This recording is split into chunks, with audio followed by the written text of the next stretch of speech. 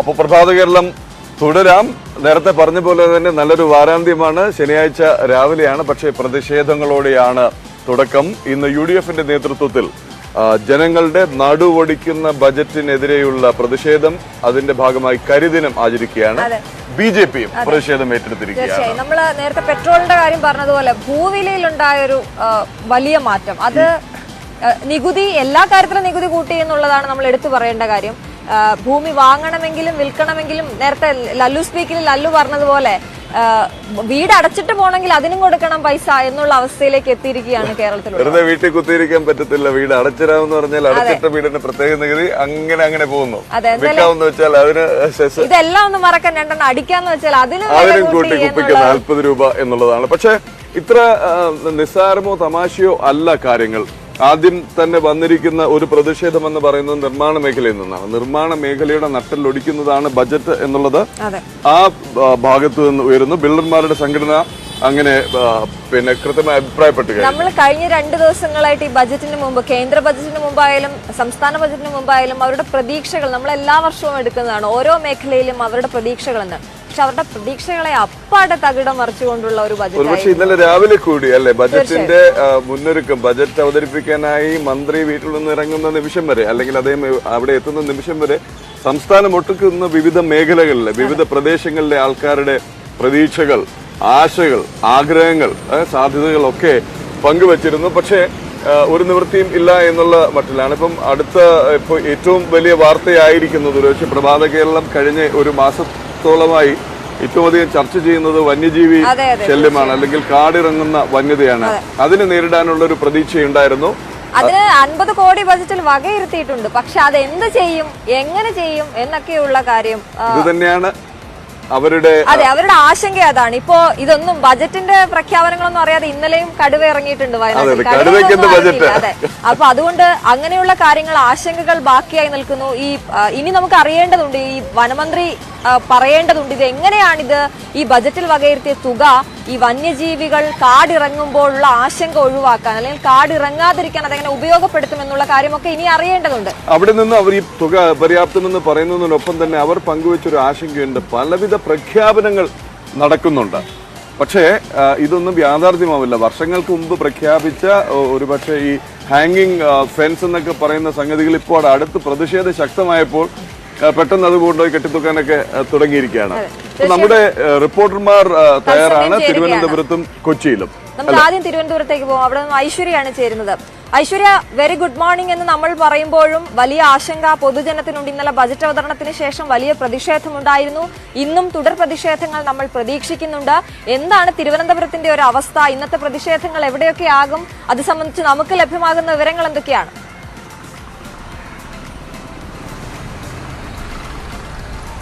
Pradeep, Aswathy, very good morning. നേരത്തെ സൂചിപ്പിച്ചതുപോലെ തന്നെ നമുക്കൊക്കെ വെരി ഗുഡ് മോർണിംഗ് എന്ന് നമ്മൾ വിഷ് ചെയ്യുമ്പോഴും സാധാരണക്കാർക്കിടയിൽ വലിയ ആശങ്കയുണ്ട്. പ്രത്യേകിച്ച് ഇന്നലെ ഈ ബജറ്റ് കഴിഞ്ഞ ശേഷം അത്രയധികം ആശങ്കയോടുകൂടി തന്നെയാണ് ജനങ്ങളുടെ പ്രതികരണങ്ങൾ പുറത്തു വന്നതും. പ്രത്യേകിച്ച് ഈ ഭൂമിയുടെ ന്യായവില കൂട്ടി, പെട്രോളിനും ഡീസലിനും സെസ് ഏർപ്പെടുത്തി, അത്തരം കാര്യങ്ങളിൽ വലിയ രീതിയിലുള്ള പ്രതിഷേധങ്ങൾ ഉയരുന്നുണ്ട്. അത് സാമൂഹ്യ മാധ്യമങ്ങളിൽ പോലും വളരെ വ്യക്തമാണ്. അതിനപ്പുറത്തേക്ക് ഏത് രീതിയിൽ ഈ പ്രതിഷേധങ്ങൾ പോകുന്നു എന്നതാണ് നമുക്ക് അറിയേണ്ടത്. ഇന്നലെ തന്നെ ഈ ബജറ്റിന് തൊട്ടു പിന്നാലെ ഈ പ്രതിഷേധങ്ങൾ, അതായത് യൂത്ത് കോൺഗ്രസിന്റെ നേതൃത്വത്തിലും യുവമോർച്ചയുടെ നേതൃത്വത്തിലും DCCകളുടെ നേതൃത്വത്തിലും ഒക്കെ സംസ്ഥാന വ്യാപകമായി പ്രതിഷേധമുണ്ടായിരുന്നു. ഇന്ന് കോൺഗ്രസ് കരിദിനമായി ആചരിക്കുകയാണ്. ഈ ബജറ്റിന് തൊട്ടു പിന്നാലെ ഈ വില വർധന ഉണ്ടായി എന്നത് പറഞ്ഞുകൊണ്ട് ഇന്ന് കോൺഗ്രസിന്റെ നേതൃത്വത്തിൽ കരിദിനം ആചരിക്കുകയാണ്. ഒപ്പം തന്നെ മറ്റ് പ്രതിഷേധങ്ങളും ഇന്നുണ്ടാകും. DCCകളുടെ നേതൃത്വത്തിൽ ജില്ലാ കേന്ദ്രങ്ങളിൽ പ്രതിഷേധങ്ങൾ സംഘടിപ്പിക്കാനാണ് ഇന്ന് ആഹ്വാനം ചെയ്തിരിക്കുന്നത്. അത്തരത്തിലുള്ള പ്രതിഷേധങ്ങളായിരിക്കും കോൺഗ്രസിന്റെ ഭാഗത്ത് നിന്ന് ഉണ്ടാവുക. എന്തായാലും ഇന്നലെ നിയമസഭയിൽ തന്നെ പ്രതിപക്ഷ നേതാവ് പറഞ്ഞു, ഇതോടുകൂടി സമരം തുടങ്ങുകയാണ്, ഇതൊരു തുടക്കമാണ് എന്ന രീതിയിലൊരു പ്രഖ്യാപനം പ്രതിപക്ഷ നേതാവിന്റെ ഭാഗത്ത് നിന്നുണ്ടായിരുന്നു. അത് ഏത് രീതിയിലായിരിക്കുമെന്ന് UDF യോഗങ്ങൾക്ക് ശേഷം മാത്രമേ വ്യക്തമാവുകയുള്ളൂ. എന്തായാലും ആദ്യപടിയെന്നോളം കോൺഗ്രസിന്റെ നേതൃത്വത്തിൽ സമരങ്ങൾ ശക്തമാണ്. ഒപ്പം തന്നെ എല്ലാ കാലത്തും പെട്രോൾ ഡീസൽ വില വർധനവിൽ കേന്ദ്ര സർക്കാർ പ്രതിക്കൂട്ടിൽ നിന്നിരുന്നു. ആ സാഹചര്യത്തിൽ ഇപ്പോൾ ഈ സംസ്ഥാനത്തിന്റെ ഭാഗത്ത് നിന്ന് ഇത്തരത്തിലൊരു സെസ് ഏർപ്പെടുത്തുമ്പോൾ BJP ഇതൊരു വലിയ ഗുണമായി കാണുന്നു. രാഷ്ട്രീയപരമായി ഉപയോഗിക്കാൻ തന്നെയാണ് BJPയുടെയും തീരുമാനം. കഴിഞ്ഞ ദിവസം സെക്രട്ടേറിയറ്റിന് മുന്നിൽ BJPയുടെ പ്രതിഷേധമുണ്ടായിരുന്നു. ആ പ്രതിഷേധം ഏത് രീതിയിൽ ഇന്ന് എന്ന് മുന്നോട്ട് പോകുമെന്ന് കണ്ടറിയേണ്ടതുണ്ട്. എന്തായാലും പ്രതിപക്ഷ പ്രതിഷേധങ്ങൾ ശക്തമാകുന്നുണ്ട്. പക്ഷേ ഏതെങ്കിലും തരത്തിൽ ഇതിലൊരു മാറ്റം വരുമോ എന്നുള്ളത് അത്തരത്തിലുള്ള പ്രതീക്ഷ ജനങ്ങൾക്കില്ല എന്ന് തന്നെയാണ് ജനങ്ങളുടെ പ്രതികരണത്തിൽ നിന്ന് അറിയാൻ പറ്റുന്നത്. അതിനപ്പുറത്തേക്ക് സാമൂഹ്യ മാധ്യമങ്ങളിൽ പോലും ഒരുപക്ഷെ ഇടത് അനുകൂലമായ ചിന്തിക്കുന്ന ആളുകൾ പോലും അത്തരത്തിലുള്ള പ്രതിഷേധങ്ങളുമായി രംഗത്തെത്തുന്നത് സർക്കാരിന് ദോഷം ചെയ്യുമോ എന്നുള്ളതാണ് ഇനി വരും ദിവസങ്ങളിൽ കണ്ടറിയേണ്ടത്. ഏത് രീതിയിൽ പ്രതിഷേധങ്ങളെ സർക്കാർ ഹാൻഡിൽ ചെയ്യും എന്നുള്ളത് കണ്ടറിയണം.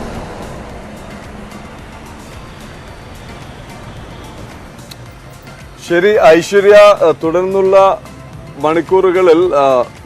മണിക്കൂറുകൾ പ്രതിഷേധം സംബന്ധിച്ച റിപ്പോർട്ടുകൾ അപ്ഡേറ്റുകളുമായി നല്ല തിരക്കുള്ള ഒരു ദിവസമാണ് ഇന്ന്. തിരുവനന്തപുരത്തല്ല, കേരളത്തിലൊട്ടാകെ ഇന്ന് തിരക്കുള്ള ദിവസമായിരിക്കും. കാരണം പ്രതിഷേധങ്ങൾ ഐശ്വര്യ പറഞ്ഞതുപോലെ ഇതൊരു തുടക്കം മാത്രമാണെന്ന് പറയുമ്പോൾ ഇനി വരും മണിക്കൂറുകളിൽ വലിയ പ്രതിഷേധങ്ങൾ ആസൂത്രണം ചെയ്യും എന്നുള്ളത് നമുക്ക് പ്രതീക്ഷിക്കാം. എന്നാലും നമുക്കിനി കോഴിക്കോട്ടേക്ക് പോകാം. കൊച്ചിയിൽ കോഴിക്കോട് വിനേഷ് തയ്യാറാണ്. കോഴിക്കോട് വിനേഷ് തയ്യാറാണ്. Vinesh, very good morning. കോഴിക്കോടിന്റെ അവസ്ഥ നമ്മൾ ഓരോ സ്ഥലത്തെയും എടുത്തു പറയണ്ട, വലിയ പ്രതീക്ഷകൾ ഉണ്ടായിരുന്നു. ഇന്നിപ്പോ പത്രങ്ങളിലേക്ക് നമുക്ക് നോക്കുമ്പോൾ ഏറ്റവും ഒരു ചിരി വരുന്ന, തമാശ തോന്നുന്ന ഒരു കാര്യം, ഈ ബജറ്റിന് മുമ്പ് ഓരോ ജില്ലയിലെയും MLA അല്ലെങ്കിൽ ഓരോ MLA-മാർ വന്ന് ധനമന്ത്രിയോട് ക്ഷയിക്കാൻ കൊടുക്കുമ്പോൾ ഞങ്ങൾക്ക് എന്ത് കിട്ടും എന്ന്, ഞങ്ങൾക്കൊക്കെ തരില്ലേ എന്നൊക്കെ ചോദിക്കുമ്പോൾ എല്ലാവർക്കും ഉണ്ട് എന്നൊക്കെ പറഞ്ഞതുപോലെ എല്ലാവരും പ്രതീക്ഷിച്ചിരുന്നു. എല്ലാ ജില്ലക്കാരും അവരവരുടേതായിട്ടുള്ള ആവശ്യങ്ങൾ പ്രതീക്ഷിച്ചിരുന്നു.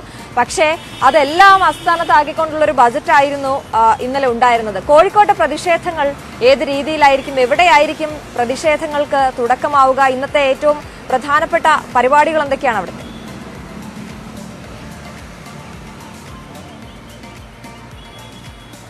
Pradeep and Aswathy, good morning. എന്തായാലും പ്രതിഷേധങ്ങൾ നമുക്കറിയാം, സാധാരണക്കാരൻ്റെ നട്ടലൊടിക്കുന്ന ഒരു ബജറ്റാണ് ഇന്നലെ ഉണ്ടായത് എന്നുള്ള കാര്യത്തിൽ സംശയമില്ല. അങ്ങനെ തന്നെയാണ് പ്രതികരണങ്ങളെല്ലാം തന്നെ പുറത്തു വരുന്നത്. അതിപ്പോൾ കാർഷിക മേഖലയായാലും അതുപോലെ തന്നെ മറ്റുള്ള വ്യാപാരി സമൂഹമായാലും എല്ലാം തന്നെ ആ രീതിയിൽ തന്നെയാണ് വിലയിരുത്തുന്നത്. വലിയ പ്രതിഷേധങ്ങൾ കോഴിക്കോടും ഉണ്ടായിരുന്നു ഇന്നലെ. BJP ജില്ലാ കമ്മിറ്റിയുടെ നേതൃത്വത്തിൽ ഇന്നലെ പ്രതിഷേധമുണ്ടായിരുന്നു. പന്തംകുളത്തി പ്രകടനമുണ്ടായിരുന്നു. ഒപ്പം തന്നെ മുസ്ലിം ലീഗിൻ്റെ നേതൃത്വത്തിൽ ഇന്നലെ പ്രതിഷേധ പ്രകടനമുണ്ടായിരുന്നു. അടുത്തുള്ള കൺസ്യൂമർ ഫെഡിലേക്കുള്ള മാർച്ച് ഉണ്ടായിരുന്നു. ഇത്തരത്തിലുള്ള പ്രതിഷേധ പരിപാടികൾ ഇന്നലെ വൈകുന്നേരവും രാത്രികളിലും എല്ലാം തന്നെ കോഴിക്കോട് അരങ്ങേറിയിരുന്നു. ഇന്ന് കരിദിനം ആചരിക്കുകയാണ്. ഒപ്പം തന്നെ UDF-ൻ്റെ നേതൃത്വത്തിൽ വിവിധ പരിപാടികൾ, അതായത് പ്രതിഷേധ പരിപാടികൾ ആസൂത്രണം ചെയ്തിട്ടുണ്ട്. പല ഭാഗങ്ങളിലും പ്രതിഷേധങ്ങളുണ്ടാവും. പഞ്ചായത്ത് തലം മുതലും മണ്ഡലതലം മുതലുമുള്ള പ്രതിഷേധ പരിപാടികളെക്കുറിച്ചാണ് കോൺഗ്രസ് എന്തായാലും ആലോചിക്കുന്നത്.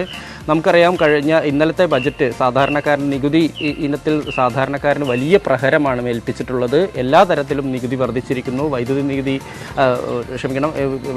ഇതിൻ്റെ അതായത് ഈ വാഹനത്തിൻ്റെയും അതുപോലെ തന്നെ മറ്റുള്ള എല്ലാ മേഖലയിലെയും നികുതികൾ പരിശോധിക്കുകയാണെങ്കിൽ സാധാരണക്കാരന് വലിയ ഇരുട്ടടി ആണ് ഉണ്ടായിട്ടുള്ളത്. അപ്പോൾ ഇതുകൊണ്ട് തന്നെ സ്വാഭാവികമായും വലിയൊരു പ്രതിഷേധം തന്നെയാണ് ആസൂത്രണം ചെയ്തിട്ടുള്ളത്. BJP തുടർ ദിവസങ്ങളിൽ പ്രതിഷേധവും ഒപ്പം തന്നെ ഇതുമായി ബന്ധപ്പെട്ടുകൊണ്ടുള്ള സർക്കാരിനെതിരെയുള്ള നീക്കങ്ങളും നടത്തും. അതുപോലെ തന്നെ UDF-ഉം ഇത് ഏറ്റെടുത്ത് വലിയ തോതിൽ പ്രതിഷേധ പരിപാടികളുമായി മുന്നോട്ട് പോകും. ഇന്നലെ രമേശ് ചെന്നിത്തല ഇവിടെ ഉണ്ടായിരുന്നു. ബജറ്റ് അവതരിപ്പിക്കുന്ന വേളയിൽ തന്നെ അദ്ദേഹം കൃത്യമായി തന്നെ ഇതൊരു ജനദ്രോഹ ബജറ്റാണ്, ഇതിനെതിരെ UDF ശക്തമായി മുന്നോട്ട് പോകുമെന്ന് അറിയിച്ചിരുന്നു. അതിന് പിന്നാലെ ജില്ലാ കമ്മിറ്റികളും മറ്റുമെല്ലാം തന്നെ പ്രതിഷേധ പരിപാടികൾ ആസൂത്രണം ചെയ്തിട്ടുണ്ട്. ഇന്നത്തെ കരിദിനത്തിൻ്റെ ഭാഗമായി കോഴിക്കോട് ജില്ലയുടെ പല ഭാഗങ്ങളിൽ പ്രതിഷേധ പരിപാടികൾ നടത്താനാണ് തീരുമാനം.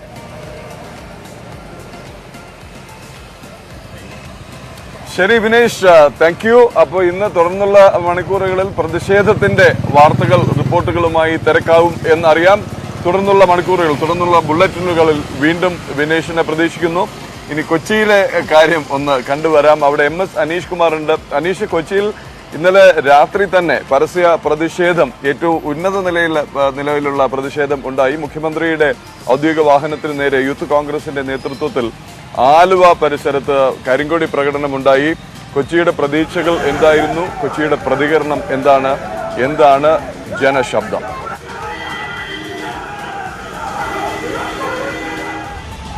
പ്രദീപ്, കേരളത്തിൽ ഈ ബജറ്റ് പ്രഖ്യാപിച്ച ശേഷം ഒരുപക്ഷെ ഏറ്റവും ആദ്യം ഒരു പ്രതിഷേധം നടന്നത് കൊച്ചിയിലാണെന്ന് വേണമെങ്കിൽ പറയാം. കാരണം DCCയുടെ നേതൃത്വത്തിൽ ബജറ്റ് അവതരണം കഴിഞ്ഞതിന് തൊട്ടു പിന്നാലെ സപ്ലൈകോയുടെ പമ്പിന് മുമ്പിലാണ് പ്രതിഷേധം നടത്തിയത്. അവർ വടം കെട്ടി പമ്പിലേക്ക് ആളുകൾ കയറുന്നത് തടഞ്ഞുകൊണ്ട് ബജറ്റ് കത്തിച്ചാണ് അവരുടെ പ്രതിഷേധം DCC പ്രസിഡന്റ് മുഹമ്മദ് ഷിയാസിൻ്റെയും ഒക്കെ നേതൃത്വത്തിൽ നടത്തിയത്. ഇതിനുശേഷമാണ് വൈകുന്നേരം ആലുവയിൽ മുഖ്യമന്ത്രിക്ക് കരിങ്കൊടി കാണിച്ചത്. ഇന്ന് മുഖ്യമന്ത്രിക്ക് ഉച്ചതിരിഞ്ഞ് പരിപാടികൾ ഉണ്ട്. അതുകൊണ്ട് ഒരുപക്ഷെ കരിങ്കൊടി പ്രതിഷേധങ്ങൾ ഇന്നും തുടരുക തന്നെ ചെയ്യും.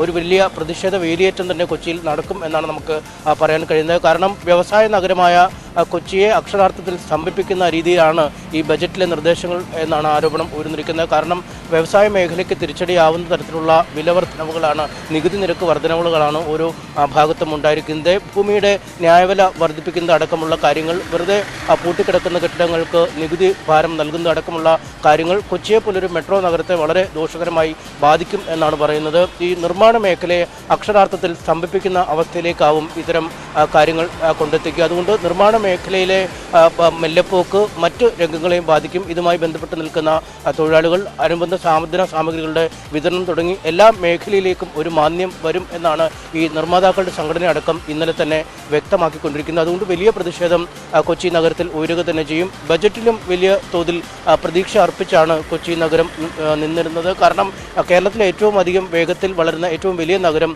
കൊച്ചിയായിരുന്നു. പക്ഷേ കൊച്ചിക്കായുള്ള തനത് പദ്ധതികളൊന്നും ഈ ബജറ്റിൽ ഉണ്ടായില്ല എന്നതാണ് ഈ പ്രതിപക്ഷം ആരോപിക്കുന്നത്. പ്രധാനമായും ഈ ഹൈഡ്രജൻ ഹബ്ബ്, ക്യാൻസർ സെൻ്ററിനായി പ്രഖ്യാപിച്ചിരിക്കുന്ന പണം, ഒപ്പം ഈ കൊച്ചി ബംഗളൂരു വ്യാവസായിക ഇടനാഴിയിൽ അയ്യമ്പുഴയിലെ ഗിഫ്റ്റ് സിറ്റിക്കായി നൽകിയിരിക്കുന്ന പണം, പെട്രോ കെമിക്കൽ പ്രോജക്റ്റിൻ്റെ അനുബന്ധ കാര്യങ്ങൾക്കുള്ള പണം എന്നിവ മാത്രമാണ് അനുവദിച്ചത്.